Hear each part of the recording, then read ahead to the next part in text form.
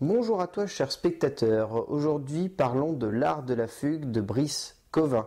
L'Art de la fugue, c'est l'histoire de Antoine, un jeune homme qui fait partie d'une famille assez grande, où il a deux frères, et il va, on va dire, assister à une grande remise en cause de toute cette famille, notamment un de ses frères qui a une maîtresse, l'autre frère qui est en train de rompre avec sa femme.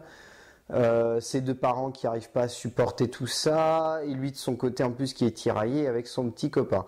Donc oui, c'est typiquement une comédie dramatique à la française.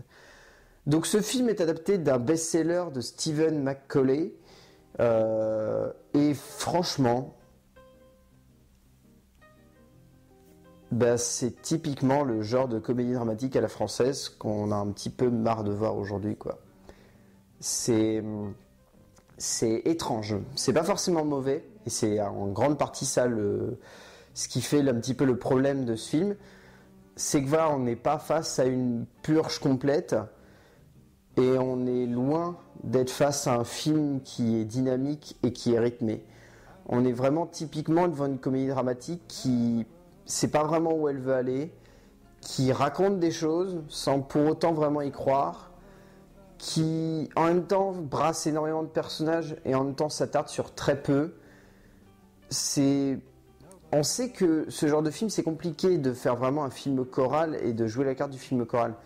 Mais là, pour le coup, c'est un faux film choral, L'Art de la fugue. C'est ça qui est un petit peu vicieux. C'est que autant, durant une bonne partie du film, on va avoir la sensation de suivre plein de personnages, autant quand on prend du recul à la fin, on a vraiment la sensation qu'on a vu que le personnage d'Antoine. Et c'est tout. Et c'est pour ça que dans le résumé, il vaut mieux préciser qu'on suit le personnage d'Antoine, parce qu'on suit vraiment le personnage d'Antoine. Ça s'attarde très peu sur les autres, sur les parents, sur les frères. Et quand on s'attarde, c'est vraiment pour nous sortir de l'anecdotique, donc c'est un petit peu dommage. Et donc ça fait partie d'un scénario signé par Brice Covin et Raphaël Desplechin, la sœur d'Arnaud Desplechin, qui lui est très très connu pour ses films chorales. Et là pour le coup, ouais, c'est pas forcément extra, bien au contraire, c'est plutôt plat comme scénar, c'est ça qui pose problème. Le film dure 1h40, donc ça devrait être une durée assez raisonnable, et pourtant le film semble long, mais vraiment vraiment long. On n'a pas la sensation qu'il y ait un rythme qui soit apporté au long métrage par l'écriture, on n'a pas la sensation qu'il y ait un dynamisme qui s'installe. On reste de manière très stérile à regarder les personnages. Enfin, ouais, on est vraiment un peu perdu pendant une bonne grosse partie du film. On ne sait pas du tout dans quelle direction aller, dans quelle direction regarder. Et on se sent pas perturbé, mais étrangement en dehors des cases. Et puis il y a plein de réflexions qui sont assez étranges. Il y a des limites, des scènes qui sont à peu près métaphoriques. Enfin voilà, et puis on nous sort un petit peu de la philosophie à la mort moelleuse, c'est-à-dire que c'est tout simplement, il suffit de se remettre en cause au bon moment pour arriver à faire en sorte que sa vie se passe bien. Et là, typiquement, dans ce film, ça sert à rien, quoi. Il suffit de voir en fait la scène d'intro, qui résonne avec une scène qui va se passer ensuite, et cette scène d'intro, finalement, nous raconte pas grand-chose si on la remet dans son contexte quand on la revoit en temps réel. Parce que cette scène d'intro sonne juste comme le personnage qui voudrait rapporter un petit peu de dynamisme dans son couple, et finalement on découvre juste après que son mari, que son futur mari lui fait cocu dans le dos, quoi.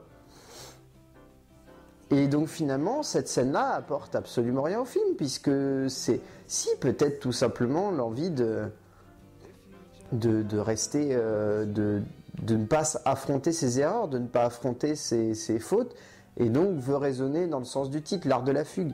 Mais c'est trop imagé, c'est beaucoup trop simpliste, et cet art de la fugue qui est désigné dans le titre, c'est vraiment une espèce de simplicité élégante, on pourrait dire, qui sert uniquement à mettre en avant que chaque personnage préfère éviter de faire face à ses erreurs et à ses fautes, plutôt que de les reconnaître et de les assumer à fond.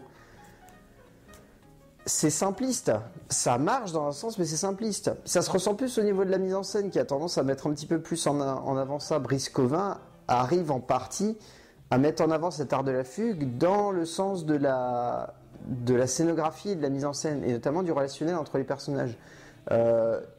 L'exemple le plus probant, c'est un dialogue qu'il va y avoir entre Antoine et un de ses frères, le frère qui a une maîtresse, qui montre les deux personnages, mais dans un champ montre l'un des frères seul, et dans l'autre champ montre Antoine avec l'autre frère en amorce.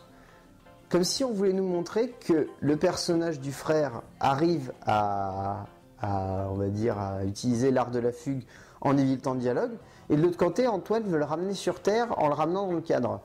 Ce qui est assez intéressant, mais voilà, ça reste trop simpliste et c'est uniquement une scène parce que le reste du temps, on se pose un petit peu trop cette question-là. Qu'est-ce qu'on veut nous raconter? Qu'est-ce qu'on veut nous mettre en avant? On sent bien qu'on veut mettre en avant des personnages.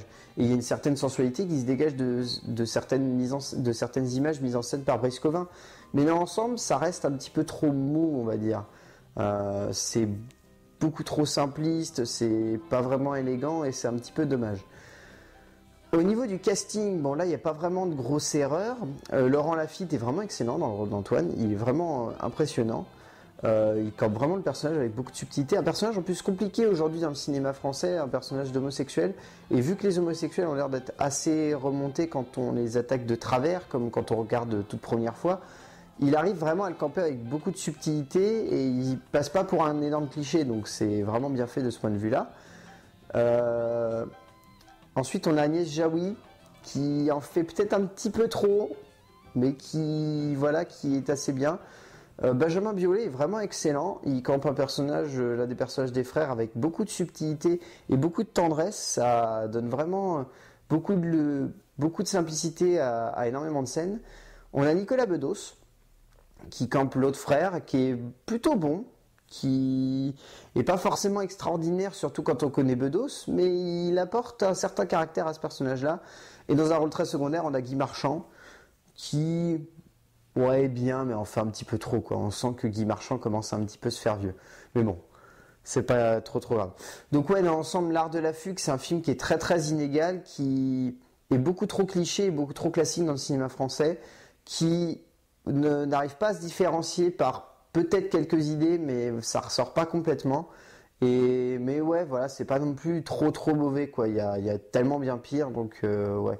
L'Art de la Fugue de Brice Covin, c'est quand même pas à conseiller, mais bon, voilà, ça peut toujours être bien pour ceux qui aiment bien les films français, avec un peu de chorale, mais pas trop. Mais voilà, c'est pas forcément le film à voir en ça en ce moment. A plus!